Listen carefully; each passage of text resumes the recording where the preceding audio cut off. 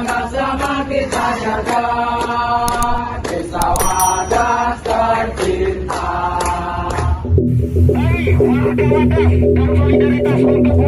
Akhir-akhir ini, sengketa lahan dan hutan antara masyarakat lokal dengan perusahaan juga dengan pemerintah semakin meluas.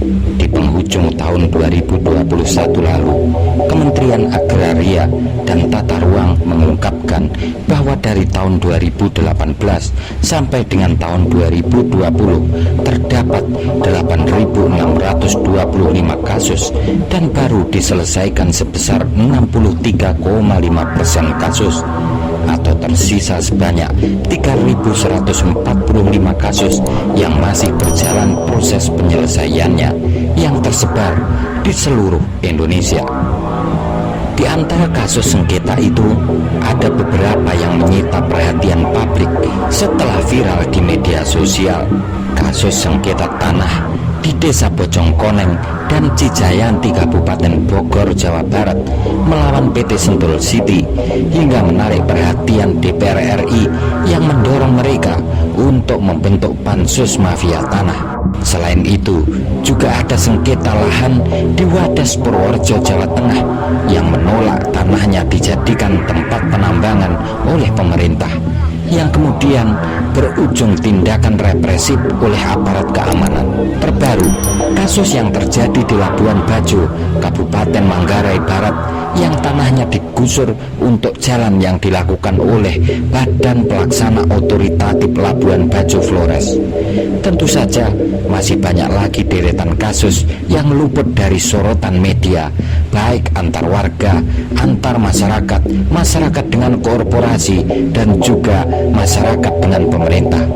Berbagai kajian mengungkapkan bahwa banyaknya sengketa lahan tersebut adalah konsekuensi logis ketika hak-hak adat masyarakat adat atas lahan, hutan, dan hasilnya diabaikan oleh perusahaan maupun oleh pemerintah, serta tidak adanya keadilan yang menyangkut ganti rugi lahan maupun pemanfaatan lahan itu sendiri.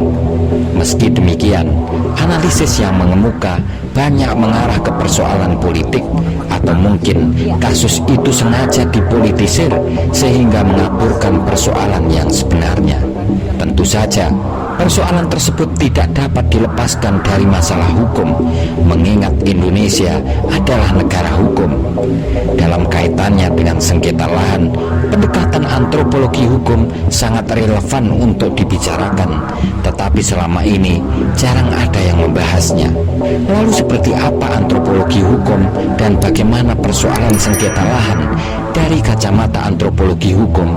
Berikut penjelasannya. Selamat siang Pak Damur. Selamat siang. Bapak selaku dosen dari Fakultas Hukum dan juga praktisi hukum, begini Pak Damur, saya ingin menanyakan tentang antropologi hukum dan apa perbedaannya dengan hukum adat dan sosiologi hukum. Saya mohon dijawab dulu Pak Damur. Ya, baik. Terima kasih ya. Bicara mengenai antropologi itu bicara manusia. Jadi manusia itu manusia antropos. Jadi kalau bicara manusia, bicara antropos. Artinya dia membentuk komunitas-komunitas. Nah, komunitas ini mulai dari yang tradisional sampai modern. Kemudian di dalam tatanan-tatanan hidupnya juga, itu yang menuntun dia itu adalah pikiran antroposnya. Antropologi kalau dalam istilah hukumnya, istilah ilmu sosialnya. Kemudian justru antropologi itu, ya kembali nanti ke antropologi hukum, itu sangat membantu dalam penyelesaian masalah-masalah konkret masyarakat terpencil. Apalagi negara atau komunitas seperti Indonesia ya. Seperti Indonesia itu masyarakat pluralis dan multi budaya, itu peran antropologi itu dalam menyelesaikan masalah konkret itu penting sekali. Cuma persoalan sekarang itu sejauh mana akademisi atau praktisi ataupun anggota DPR memahami soal peran antropologi itu di dalam penyelesaian masalah hukumnya, masalah masyarakat. Karena masyarakat itu kan komunitas, terdiri dari orang-orang, ya, orang-orang. Nah, orang-orang itu dalam satu kebiasaan yang awalnya itu kalau saya sebut itu ini ada tradisi, ya, tradisi yang paling tua itu adalah tradisi Sitonik. Jadi tradisi yang paling tua dan itu menjadi terus-menerus dalam perkembangan. Tradisi itu menjadi tatanan hidup mereka, tatanan perilaku. Nah, kalau perilaku menyangkut manusia, perilaku dari siapa? Sesama manusia. Dia nggak mungkin sesama bukan manusia, karena masing-masing punya makhluk logos, ya.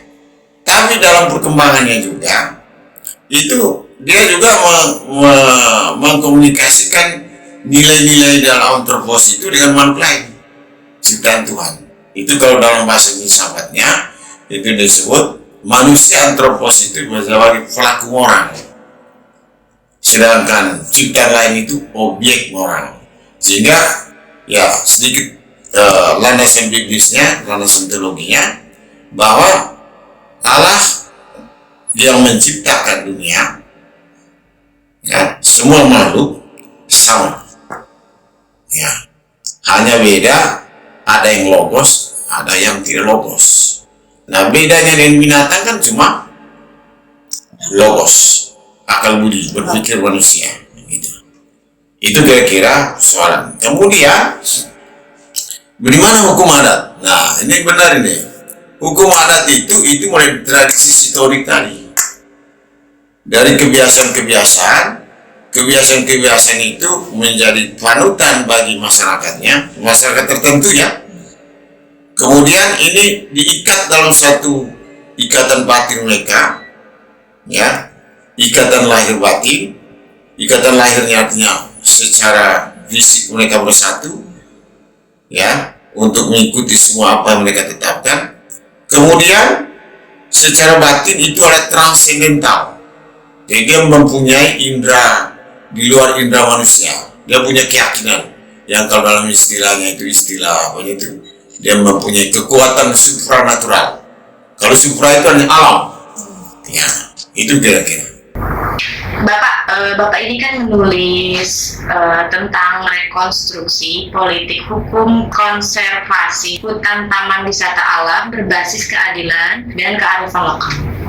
Ini sangat relevan dan berkaitan dengan tema kita dalam kesempatan ini. Fenomena konflik lahan ini seperti apa menurut pendapat Bapak? Apa yang menjadi penyebab dilihat dari antropologi hukum?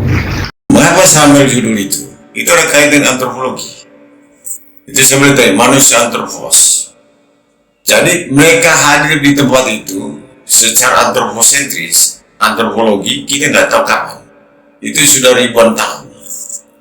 Nah, sebelum negara merdeka, itu mereka sudah hidup dengan sumber-sumber daya alamnya, ya, tatanannya sendiri seperti yang saya sebut tadi. Kemudian ada mereka diatur dengan hukum adatnya, bagaimana cara mengambil kayu, dari mana cara tata hubungan, ya, dengan manusianya itu dengan alam. Lalu kemudian serba natural, ya, hubungan itu harmonis sekali. Nah, di dalam alam positivisme atau hukum negara berkaitan dengan itu ada pemisahan antara manusia dan alam. Ini bertolak belakang dengan sifat antropos mereka. Bagaimana manusia yang sudah bertahun-tahun tiba-tiba dipisahkan gitu, atau pertama kami dipindahkan, diberikan ganti rugi, mereka tidak tahu sama sekali. Gitu. Mereka tidak tahu sama sekali ganti rugi seperti apa. Mereka tidak kenal ganti rugi. Nah, itulah pentingnya pendekatan antropologi di dalam penyelesaian masalah konflik masyarakat lokal, ya, atau masyarakat tradisional. Terus yang kedua, apa yang menyebabkan pemisahan antara alam dan kehidupan mereka? Itulah hukum modern. Disinilah kritik terhadap hukum modern. Nah, ini kritik juga kalau filsufnya itu adalah mulai dari Immanuel Kant, ya. Immanuel Kant, dia mengkritik, atau Hannah Arendt juga dia adalah antropolog atau sosiolog, dia mengkritik kebijakan-kebijakan yang sentralistis yang menyebabkan manusia yang diatur itu dipisahkan dari alamnya. Ini adalah tim pemberontakan. Manusia antropos, manusia tradisional mempunyai hubungan batin. Hubungan batin itu batin antara alam dan dirinya yang tidak bisa lihat nampak, tidak kelihatan. Gitu. Sehingga kalau kalian tahu secara antropos mereka memberikan sesajen, kemudian dalam pesta-pesta adat, ya itu sebenarnya. Nah ini dalam konteks negara-negara berkembang ya, volumenya seperti ini. Nah saya bicara mengenai Indonesia, ini hilangnya itu sejak ya sedikit waktu zaman Belanda, tapi yang paling banyak hilang itu adalah zaman Orde Baru. Ya, bagaimana konstitusi pengusaha ekstraktif itu memberikan konstitusi di dalam wilayah ruang hidup mereka, ruang hidup dan ruang sakral. Nah ingat, ruang hidup adalah sumber kehidupan dia, ruang sakral itu adalah bagaimana penyembahan, ruang untuk mengucap syukur kepada penciptanya menurut adatnya itu. Misalnya di daerah-daerah Baduy misalnya, ya dia menyembah pohon, dan pohon bagi dia itu adalah ciptaan, dan melalui pohon itulah yang bisa Tuhan dengar. Kalau daerah timur itu batu besar atau mata air, sama mata air karena saya singgung tadi disertasi saya, mata air itu menurut mereka sebagai makhluk antropos itu adalah sumber kehidupan, dan sumber kehidupan ini ada yang menjadikannya. Yang menjadikannya itu adalah Allah SWT, pencipta. Dan ini universal, tidak ada muncul begitu saja. Nah, ada 3 yang melekat pada makhluk antropos ya, dan ada di dalam masyarakat adat. 1, kaidah intinya, lapisan inti.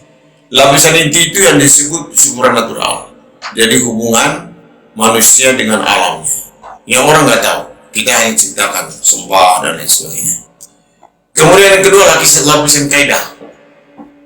Lapisan kaidah ini itu berupa aturan-aturan, baik yang tertulis maupun tidak tertulis. Jangan dipikir bahwa hukum adat juga ada yang tertulis, ada yang tidak tertulis. Tapi yang tidak tertulis ini diyakini oleh masyarakat adat itu sebagai yang membenarkan dalam mereka, itu yang benarkan walaupun tidak tertulis, tapi diyakini bisa menuntun hidup mereka. Sehingga kalau orang menyatakan bahwa ya waduhnya hukum-hukum Eropa ya yang positivistik itu, bahwa yang tidak tertulis itu adalah irasional, sebenarnya terbalik. Nah itu mengapa mereka sebut kampanye irasional, supaya hegemoni kekuasaan dia bisa masuk, gitu.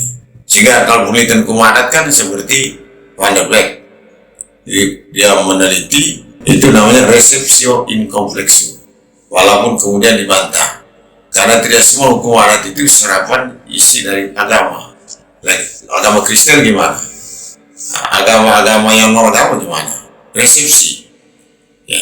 Tetapi dalam mengakhiri teorinya Van Berg ini, teori resepsio, dia bisa mengangkat kan sistem hukum nasional kita itu sebenarnya menjadi pola dasar atau basis sistem hukum nasional. Jadi hukum nasional itu ke depan itu resepsio in complexo dari nilai-nilai tadi.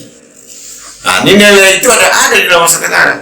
Masyarakat adat itu hanya digali dengan secara antropologi, tidak bisa secara normatif. Nah, sehingga kalau terjadi misalnya ada konflik itu sebenarnya karena 2. Di sana ada 3 hukumnya: normatif, hukum negara, hukum adat, dan juga hukum perusahaan. Perusahaan itu macam domain juga ada, dan dia berlawan sendiri, dia sendiri. Hukum adat itu dia sendiri dia. Sedangkan hukum perusahaan kan dipegang oleh negara, izin-izin yang diberikan itu. Nah, solusinya itu adalah bahwa kebijakan-kebijakan nasional yang berkaitan politik hukum, politik kan kebijakan yang sah, ya, yang sah untuk merubah atau mengkonstruksi hukum yang baru, bahwa ia berpatokan kepada Pancasila itu. Pancasila adalah kristalisasi nilai-nilai budaya yang dihasilkan oleh antropologi, oleh antropolog masyarakat itu sendiri. Jadi di kristal loh menjadi sila ketuhanan ada. Siapa yang tidak mengaku sila ketuhanan? Orang yang tadi sembah-sembah itu, ya sembah kayu, sembah itu nilai ketuhanan, kemanusiaan. Ya walaupun waktu itu masih dalam lingkaran kecil ya, komunitas, tapi nilainya yang ditransformasikan dalam nilai modern, sehingga kebijakan yang berkaitan dengan konservasi sumber daya alam, misalnya TWA itu Taman Wisata Alam, itu adalah integrasi antara hukum positif dan nilai lokal. Nilai lokal itu dalam bentuk kearifan lokal. Tapi begini Pak Dokter, dalam beberapa kasus sengketa lahan akhir-akhir ini, baik di Cijayanti misalnya atau di Wadas, nah kita melihat adanya pertarungan yang sangat kuat antara rakyat dengan penguasa, ya, entah itu pemerintah ataupun perusahaan yang terlibat di dalamnya, di mana masyarakat lokal itu juga sangat yakin bahwa apa yang mereka perjuangkan itu adalah sesuatu yang benar. Begitu demikian juga pemerintah maupun perusahaan-perusahaan yang terlibat. Nah, melihat fenomena ini sepertinya bahwa konflik agraria ini tidak cukup hanya dilakukan melalui pendekatan hukum negara, begitu Pak Dokter. Sebetulnya seperti apa konflik agraria ini dalam pandangan hukum positif?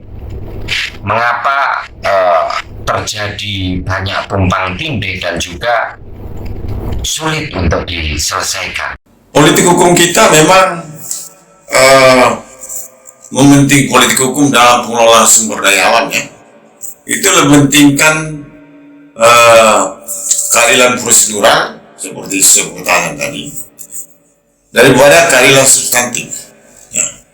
Keadilan prosedural itu artinya kalau sesuai dengan prosedur-prosedur pembentukan hukum, undang-undang, itu dianggap adil. Artinya semua pasal-pasal yang ada di dalam undang-undang itu dianggap adil. Memang ini ciri khas dari positivisme. Tetapi ini kan norma banyak sekali. Norma-norma itu kan kayak awan. Ya, awan itu banyak sekali, tapi tidak masuk di dalam tabung semua kan. Itu yang Galanter dia bilang, tidak semua diatur dalam itu, tapi ada juga ruang lain yang bisa menyelesaikan masalah itu. Nah, ini pertanyaan sekarang itu, apakah ada ruang lain menyelesaikan masalah? Itu pakai teori Galanter, Mark Galanter, bahwa ruang pengadilan itu bukan hanya di ruang pengadilan dibentuk oleh negara, tapi juga ruang pengadilan yang ada di luar itu. Itu di asas. Nah, persoalan antropologinya di sini, bahwa bagaimana asas-asas yang tidak termuat di dalam kaidah itu, pasal undang-undang, terjadi masalah konflik, ya. Apakah juga ada hal lain yang bisa menyelesaikan itu? Nah, itulah terjadi pendekatan holistik, pendekatan antropologi. Karena kalau pendekatan antropologi akan menghasilkan rekomendasi bahwa tidak cukup hanya pendekatan normatif. Bagaimana caranya? Caranya itu adalah integrasi. Jadi sebelum kaidah itu dirumuskan secara positif, harus ada kan riset. Supaya nanti kalau menurut John Locke, undang-undang itu dari rakyat, kembali ke rakyat, maka mereka menerima aturan itu. Seperti kebiasaan dia. Kan aturan adat kan dia nggak pernah terima. Coba Baduy itu. Baduy dia terima aja gitu, karena dianggap ibu yakin walaupun tidak tertulis. Nah, yang pertama. Nah, di situ persoalannya, kalau kita melakukan pendekatan holistik, itu secara keseluruhan, tidak bisa secara parsial melihat masalah itu.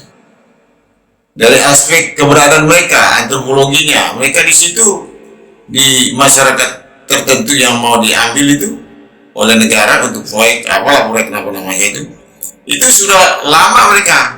Secara turun-temurun kita nggak tahu mereka sejak kapan.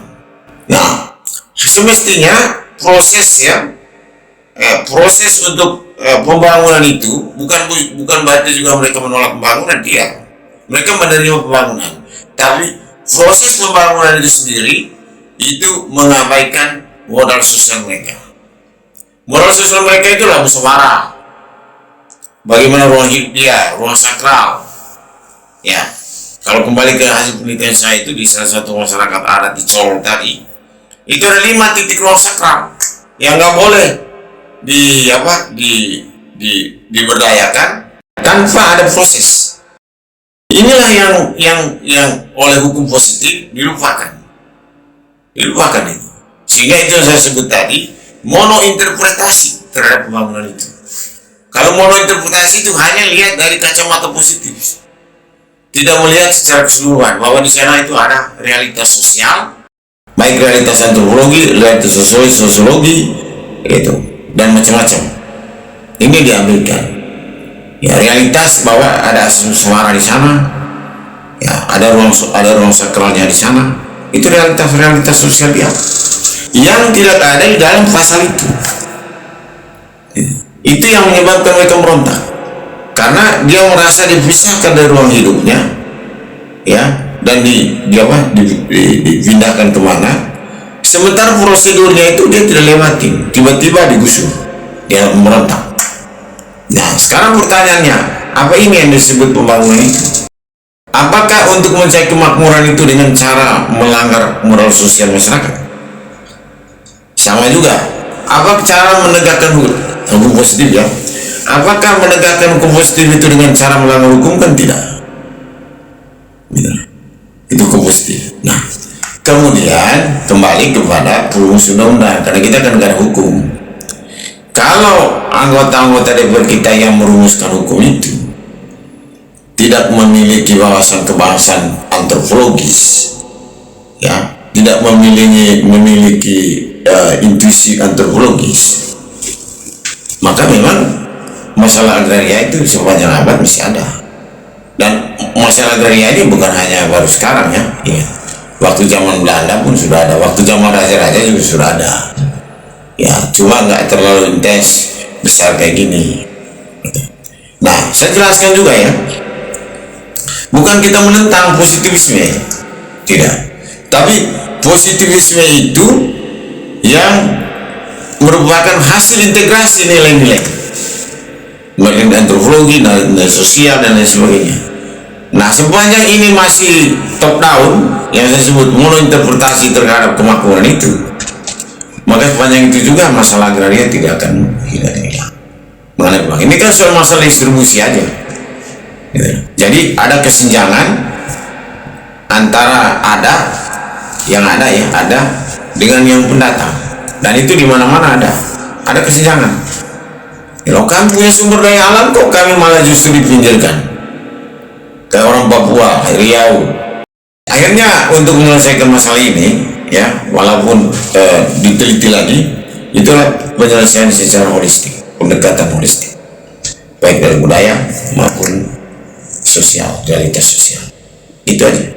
Apa solusi yang dapat ditempuh oleh negara maupun oleh masyarakat dari pihak yang berkepentingan supaya kedepannya tidak ada lagi konflik lahan atau agraria ini dapat diminimalisir di Indonesia, Pak? Ya, ini pertanyaannya bagus itu. Menafsirkan kembali itu mengenai kemakmuran. Jadi kemakmuran itu bukan ditafsirkan oleh pemerintah pusat atau oleh penganut, tapi ditafsirkan oleh masyarakat itu sendiri. Misalnya nih, satu masyarakat adat mau bangun apa di sini, dan mereka yang menentukan apa, lalu dibimbing oleh negara. Itu tugas negara. Memang harus negara hadir di sana. Dia mempunyai uang, dia mempunyai ahli, ya, itu. Tanpa itu melakukan pendekatan seperti itu, seperti yang saya bilang, pendekatan itu kan salah satu pendekatan holistik, antara lain itu adalah antropologi budaya, antropologi. Sepanjang itu juga mereka tidak menikmati kemakmuran itu. Jadi desain makmuran itu harus diredefinisi kembali.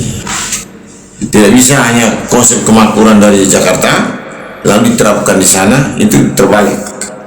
Harus konsep kemakmuran itu dari daerah, yaitu pemerintah hadir dan susun pembangunan seperti apa.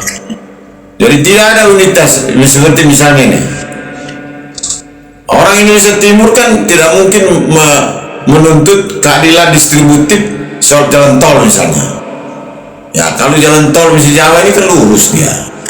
Tapi kalau di sana itu kan lekuk-lekuk, waduh biayanya besar. Atau misalnya ini Pak Jokowi, kami di Flores atau NTT buka kereta api, biayanya besar kan, karena dia harus tembus gunung. Jadi keadilan distributif menurut siapa ini, John Rawls, distributif itu tidak diterapkan secara merata. Tidak diterapkan misalnya, oh Jawa kalau punya jalan tol, kami juga jalan tol, tidak gitu, karena tergantung dari situasi kondisi geografis apa ini. Nah sekarang yang mendesain keadilan itu siapa? Itu kan lembaga negara, lembaga apa namanya itu, perumus keadilan itu sendiri. Jadi keadilan itu kan abstrak, lalu dikonkretkan dalam keputusan itu dulu oleh lembaga yang resmi dan sah. Karena itu bagaimana mencapai keadilan substantif itu dari rakyat sendiri. Jadi mereka mendesain sendiri kemakmurannya, pembangunannya sesuai dengan kondisi wilayahnya, baru negara hadir di sana untuk memfasilitasi, bukan menggusur mereka untuk menerapkan konsep-konsep kemakmuran seperti di Jawa. Kemakmuran Jakarta dan kemakmuran di Baduy beda. Itu beda. Kemakmuran di sini kalau punya mobil apa segala macam, tapi di Baduy tidak. Kemakmuran dia adalah saya dapat makan siang, tidur.